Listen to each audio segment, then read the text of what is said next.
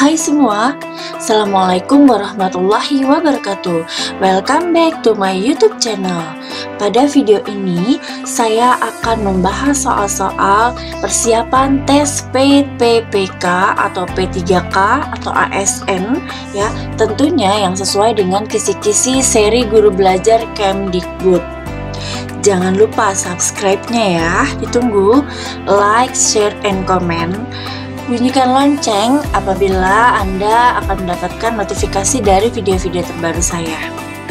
Dengan subscribe, share, like, and comment, berarti Anda telah mendukung channel pendidikan di Indonesia pada era digital ini. Semoga video ini bisa membantu Anda mendapatkan manfaatnya, saya mendapatkan pahala. Terima kasih. Baik, kita lanjutkan soal nomor 8, soal nomor 1 sampai nomor 7 sudah ada di video sebelumnya ya, bagian pertama ya.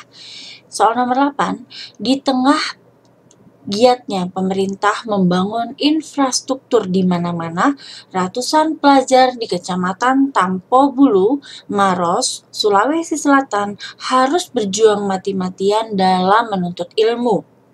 Bahkan ada yang rela mempertaruhkan nyawa dengan berenang di sungai karena tak ada akses jembatan di Bonto Matinggi.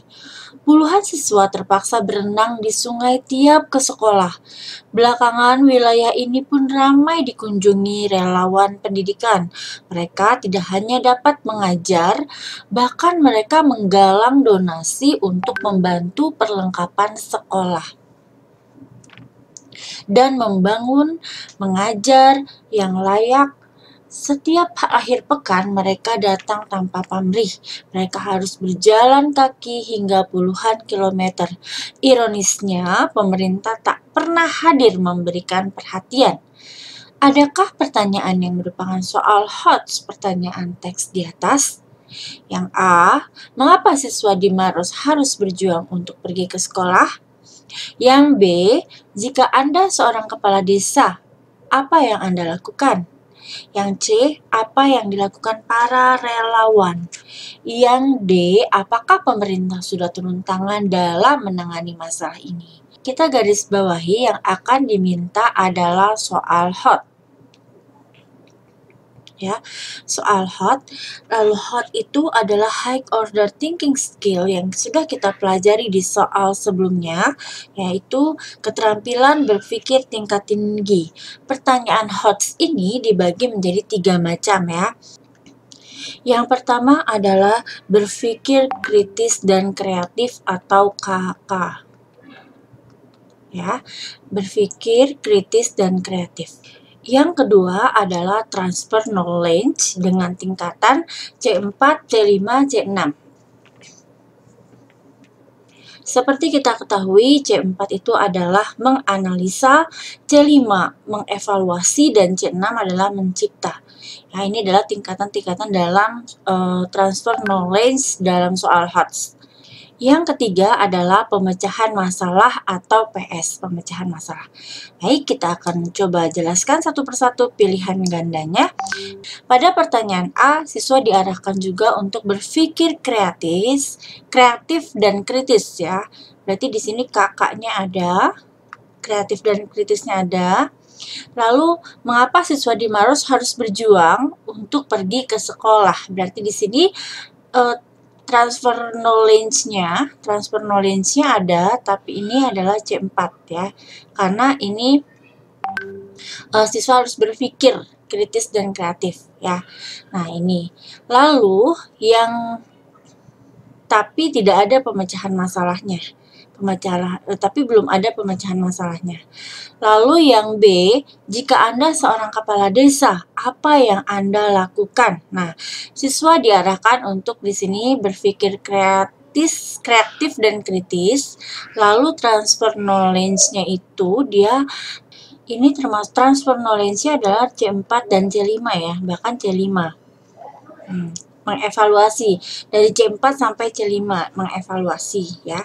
Lalu di sini pemecahan masalahnya juga ada. Kalau saya menjadi kepala desa, apa yang saya lakukan? Nah, ini adalah problem solving-nya, mencari solusinya seperti apa. Oke, lalu yang C, apa yang dilakukan oleh para relawan? Nah, di sini dilakukan para relawan, kita tinggal saja membaca teks yang ada di atas ya. Mereka menggalang donasi, mengajar, dan sebagainya. Nah, ini tidak diarahkan siswa untuk berpikir kreatif dan kritis, tapi transfer knowledge-nya ada, cuma rendah. Ya. Nah, ini juga apakah pemerintah sudah turun tangan dalam menangani masalah? Ini juga pertanyaan yang langsung bisa dijawab. Ada di teks, berarti di transfer knowledge-nya adalah ada tapi rendah di bawah C4 ya. Jadi yang paling tepat jawabannya adalah B, karena di sini pertanyaannya itu mengarahkan siswa untuk berpikir kritis dan kreatif. Transfer knowledge-nya dari C4 sampai C5 sampai mengevaluasi dan ada pemecahan masalahnya.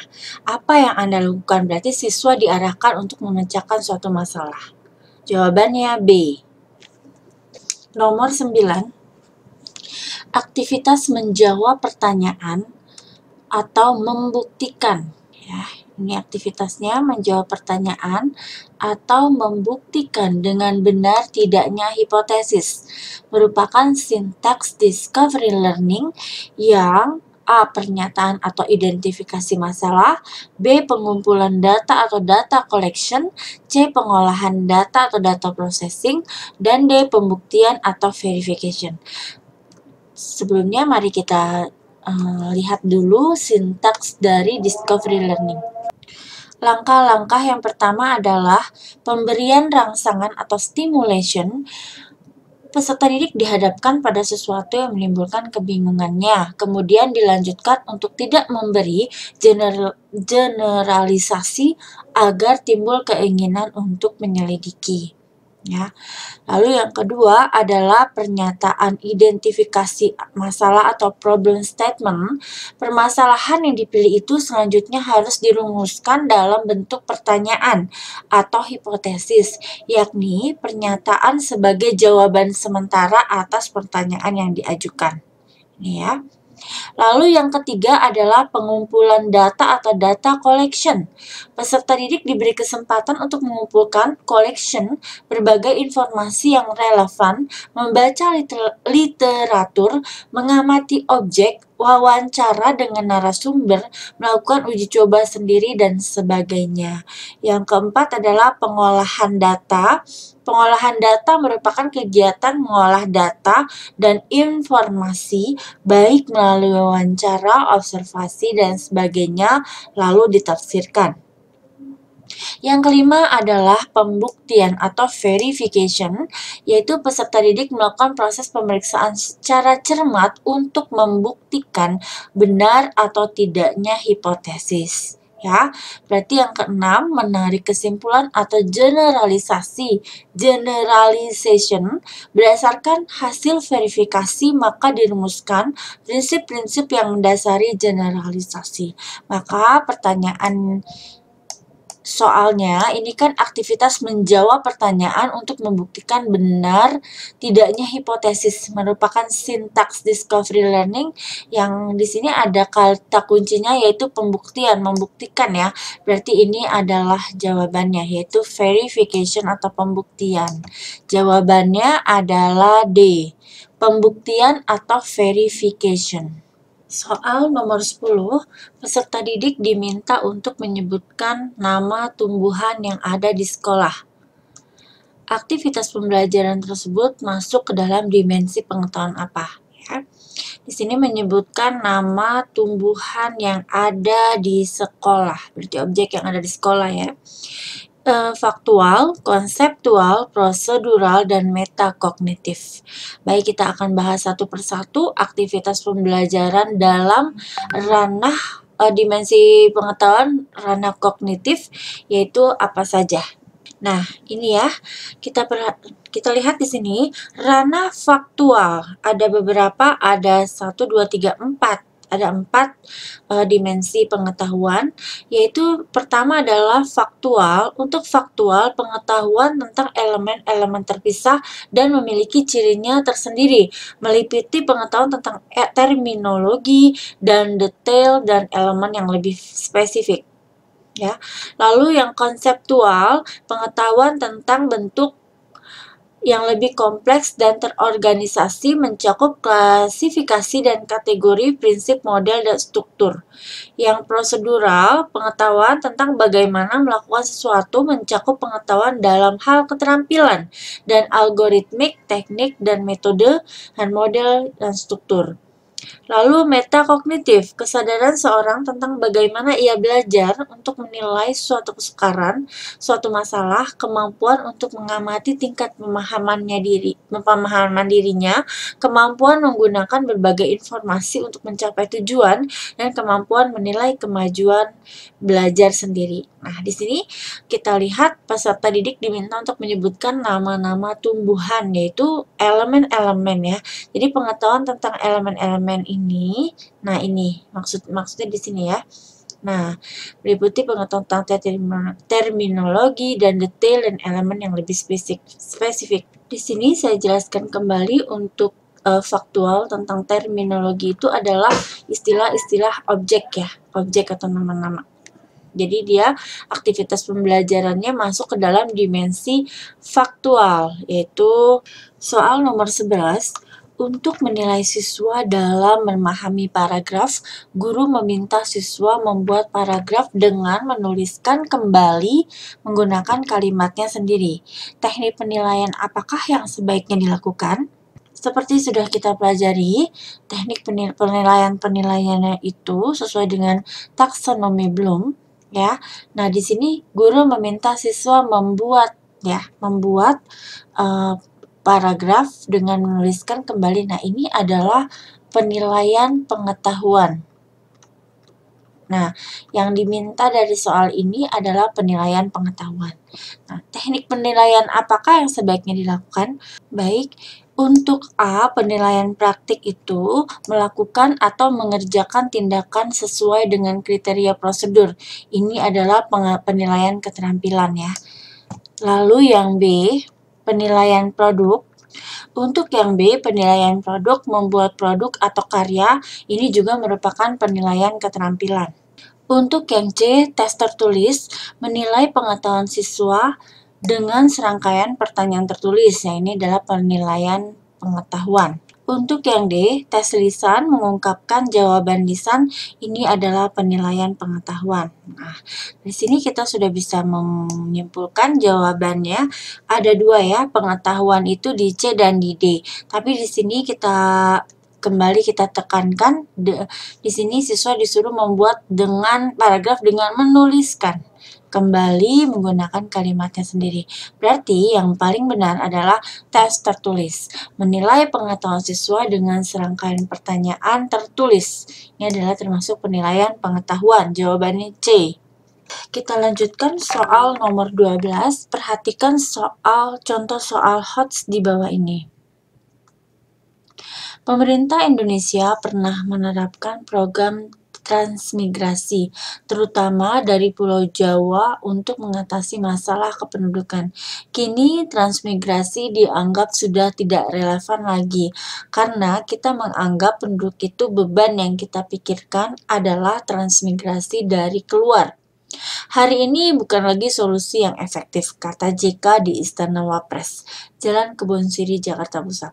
Manakah indikator soal yang tepat untuk soal di atas? Kita perhatikan soal HOTS yang sudah kita pelajari. Penilaian soal HOTS. Penilaian soal HOTS kita bagi menjadi 3, yaitu yang pertama adalah berpikir kritis dan kreatif. Ya, sudah dibahas di nomor sebelumnya. Lalu yang kedua adalah transfer knowledge, yaitu C4, C5, dan C6. Ini juga sudah dibahas di soal sebelumnya.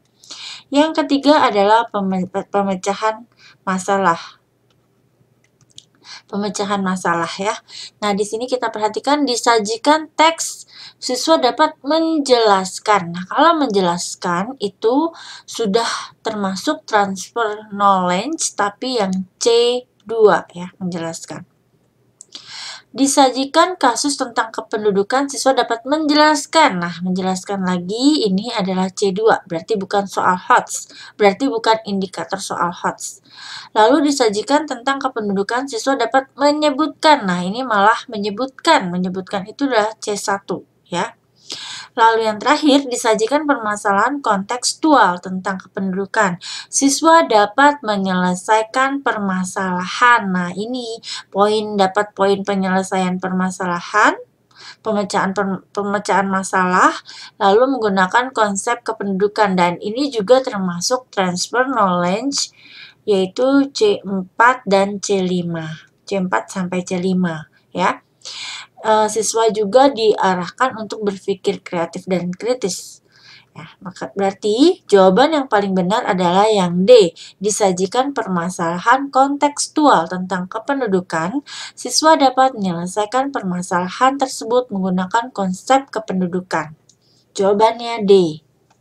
Soal nomor 13, indikator menyebutkan benda-benda yang ada di kelas apabila dimasukkan pada matriks kemampuan berpikir dan dimensi pengetahuan berada pada yang pertama posisi A, yang di sini posisi A. Posisi A itu C1 dan faktual, posisi yang B posisi D, C3 konseptual, yang C posisi B itu memahami, C2 dan faktual, yang D adalah posisi C memahami dan konseptual. Kita lihat di sini soalnya adalah indikator menyebutkan benda-benda yang ada di kelas. Ya, itu termasuk dalam ranah kognitif apa? Coba kita lihat, sudah saya jelaskan di soal sebelumnya. Nah, ini adalah dimensi pengetahuan. Nah, apabila menyebutkan itu berarti dia termasuk ranah dimensi pengetahuan yang faktual, ya. Meliputi pengetahuan tentang terminologi dan detail dan elemen-elemen yang lebih spesifik. Baik, kita akan lebih jelas lagi ini ya. Faktual itu pengetahuan tentang elemen terpisah dan memiliki cirinya tersendiri, meliputi pengetahuan tentang terminologi, istilah, nama-nama objek, maksudnya nama-nama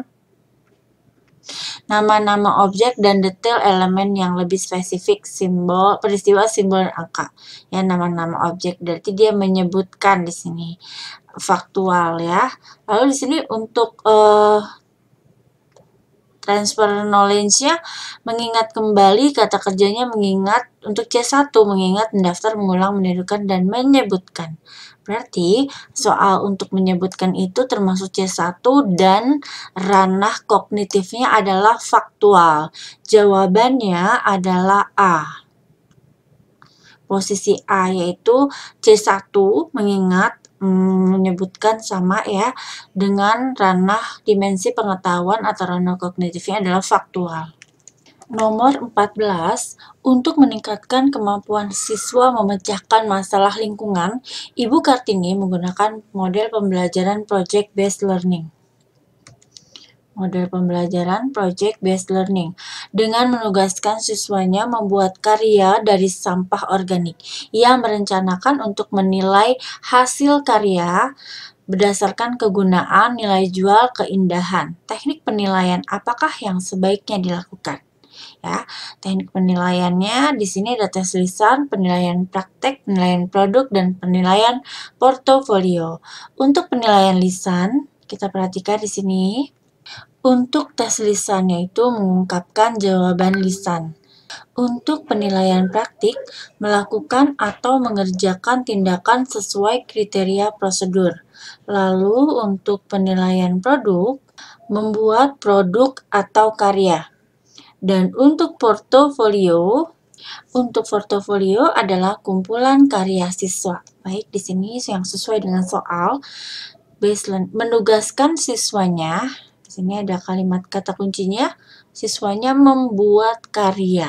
Nah, untuk membuat karya berarti sama dengan membuat produk atau karya, yaitu adalah penilaian produk. Jawabannya adalah C. Alhamdulillah, demikianlah pembahasan soal tes P3K atau ASN yang sesuai dengan kisi-kisi seri Guru Belajar Kemdikbud. Jangan lupa subscribe-nya, share, like, and comment, dan jangan lupa bunyikan lonceng ya. Semoga video ini bisa membantu dan bermanfaat untuk Anda semua. Terima kasih. Assalamualaikum warahmatullahi wabarakatuh.